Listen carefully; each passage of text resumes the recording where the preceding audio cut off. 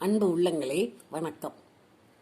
ஔவையார் சோழ மன்னரின் அரண்மனையிலே இருப்பதை பற்றி பார்த்து கொண்டிருந்தோம். ஔவையார் அங்கு நிறைய புலவர்கள் இருந்தார்கள். ஒட்டக்கூத்தர், கம்பர், இந்த மாதிரி நிறைய அவரோடு சேர்ந்து ஒருவர் இருந்தார்கள். அப்படி இருக்கும்போது இந்த கம்பருடைய கவி வேறு மாதிரி இருக்கும். அவர் ஆடம்பரமானவர். அவர் 1000 பொண்ணுக்குத்தான் ஒரு கவி பாடுவார்.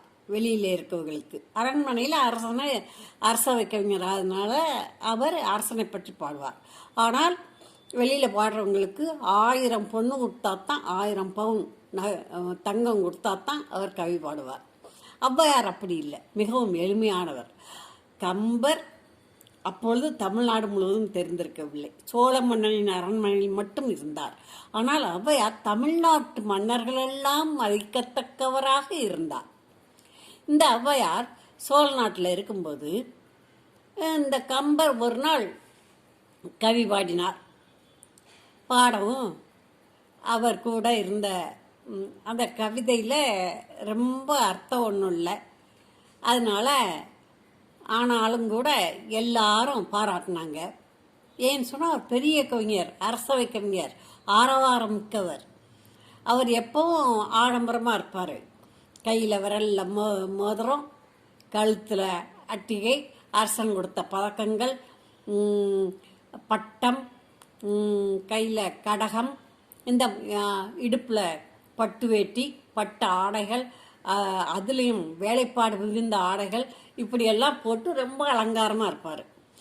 அதனால் அவர் அரசவை கவிஞர்னு சொல்லி அவர் மேலே மற்ற கவிஞர்கள் கொஞ்சம் மரியாதையாக அவர் என்ன சொன்னாலும் ஆமாம் ஆமாம், புலவர் சொல்கிறது சரி, கம்பர் சொல்கிறது சரின்னு சொல்லிட்டு அவரை பாராட்டிக்கிட்டு இருப்பாங்க. அப்படி அவர் கம்பர் அங்கே சோழ அரண்மனையில் மூத்தவரும் கூட. அப்படி இருக்கையில் இந்த ஔவையார் மற்ற மன்னர்கள்லாம் வீட்டுக்கெல்லாம் போயிட்டு இங்கே வந்திருக்கிறாரு. ஒரு நாள் கம்பரனுடைய சாதாரண பாட்டுக்கு அரசர் புகழ்ந்து பாடினார், புகழ்ந்து பேசினார். மற்ற புலவர்கள் ஆகா ஆகா ஓஹோ என்று புகழ்ந்து கொண்டிருந்தார்கள். ஆனால் இந்த ஔவையாரை மட்டும் பார்த்த உடனே ஔவையாருக்கு மட்டும் ரொம்ப வருத்தமாக போச்சு. என்னது, கம்பரை பற்றி இப்படி பாடுகிறார்கள், பேசுகிறார்கள், புகழ்கிறார்களே, அவர் ஒன்றும் அதிகமாக பாடவில்லையே அப்படின்னு சொல்லிட்டு கம்முன்னு இருக்கார். இருக்கவும் சோழன் அவரை அப்படியே பாராட்டி பார்த்துட்டு திரும்பி ஔவையாரை பார்க்குறார். பார்த்தா ஔவையார் என்னன்னு பார்த்தாக்க, ஔவையார் அவருடைய முகபாவத்திலிருந்து தெரிஞ்சது ஔவையாருக்கு கம்பரை பாராட்டுவது பிடிக்கவில்லை என்று. மன்னன் ஔவையாரை பார்த்தான். ஏன், அவருடைய சிரிப்பு, அந்த ஔவையாரின் ஒரு சிரிப்பே ஏளன சிரிப்பாக இருந்தது. ஏன் சிரிக்கின்றீர்கள் ஔவையே என்று கேட்டான் மன்னன். தங்கள் கருத்து யாது, ஏன் சிரிக்கிறீர்கள் என்று கேட்டான். ஔவையார் கொஞ்சம் கூட பயப்படாம ஒரு கவிதை சொன்னார். கம்பரின் பாட்டு என்பதற்காகவே நீங்கள் புகழ்கின்றீர்கள், பாராட்டுகிறீர்கள், அதுதான் சிரிப்பு வந்தது அப்படின்னு சொல்லிட்டு, இங்கே அரசவையில் விரகர் 2 புகழ்ந்திட வேண்டும், விரல் நிறைய மோதிரங்கள் வேண்டும், அறையில் பஞ்சேனும் பட்டேனும் வேண்டும், ஆடம்பரமான ஆடைகள் வேண்டும், அவர் கவிதை நஞ்சேனும் வேம்பேனும் நன்று, கையில் மோதிரம் போட்டிருக்கணும், பட்டு கட்டியிருக்கணும், கழுத்தில் ஆவரணங்கள் போட்டிருக்கணும், இந்த மாதிரியெல்லாம் இருந்தால் பக்கத்திலேயே 2 பேர் அவரை பற்றி புகழ்ந்து ஆமாம் ஆமாம் ஆஹா ஓஹோன்னு புகழ்ந்துக்கிட்டு இருக்கணும். அப்படியெல்லாம் இருந்தால் அவர் பாடின பாட்டு நஞ்சாக இருந்தாலும் வேம்பாக இருந்தாலும் அது நன்று என்று அரசனும் புகழ்ந்திடுவீர், மற்றவர்களும் புகழ்ந்திடுவார்கள் என்று சொன்னார். என்ன இது, இப்படி சொல்லிட்டாரேன்னு சொல்லி மன்னனுக்கு மிகவும் வருத்தமாக இருந்தது. ஆனால் கம்பர் அரசவை புலவர், ஔவையாரோ தமிழகம் முழுக்கும் உள்ள தமிழ் வேண்டர்கள் பாராட்டும் புலவர். அப்படி இருக்க கம்பரை இங்கு கேலியாக பேசியதும் கண்டிக்க வேண்டிய ஒன்று. ஆனால் ஔவையாரையோ கண்டிக்க முடியாது. ஏனென்றால் அவர் தமிழகம் அறிந்த உலகம் அறிந்த புலவராக இருக்கிறார். அவரை நாம் கண்டித்தால் நாம் வெறுக்கப்படுவோம் மக்களா. என்ன செய்வது? ஔவையாரைத்தான் சமாதானப்படுத்தணும், அவருக்கு கொஞ்சம் விளக்கம் சொல்லணும்னு சொல்லிட்டு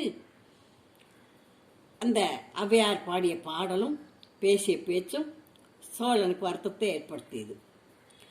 கம்பரின் மேல் அளவற்ற அன்பு கொண்டு இருந்தார் இந்த சோழன்.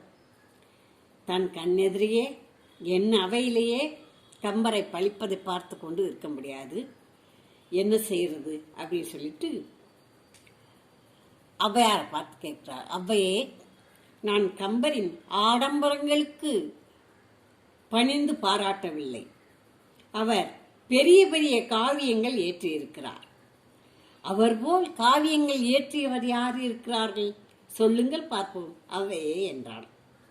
கம்பருக்கு ஆதரவாகவும் அதே நேரம் ஔவையார் பெரும் காவியம் எதுவும் இயற்றவில்லை என்பதையும் மறைமுகமாக இந்த மன்னன் சுட்டிக்காட்டினார். ஔவையார் சொல்றாரு, அரசே, தூக்கணாங்குருவி கூடு கட்டுகிறது, நாம் கட்ட முடியுமா? அதே போல கரையான் புற்று கட்டுகிறது, அதுபோல் மனிதனால் அமைக்க முடியுமா? தேனி தேன் கூடு கட்டுகிறது, மனிதனால் அந்த தேன் கூட்டில் தேன் கூடு அமைக்க முடியுமா? தேன் தான் சேகரிக்க முடியுமா? அதே போல முடியாது. அதுபோல ஒவ்வொருவருக்கும் ஒவ்வொரு திறமை இருக்கும். கம்பர் விருத்தப்பாவில் கெட்டிக்காரர், வல்லவர். புகழேந்தியார் வெண்பா பாடுவதில் கெட்டிக்காரர்.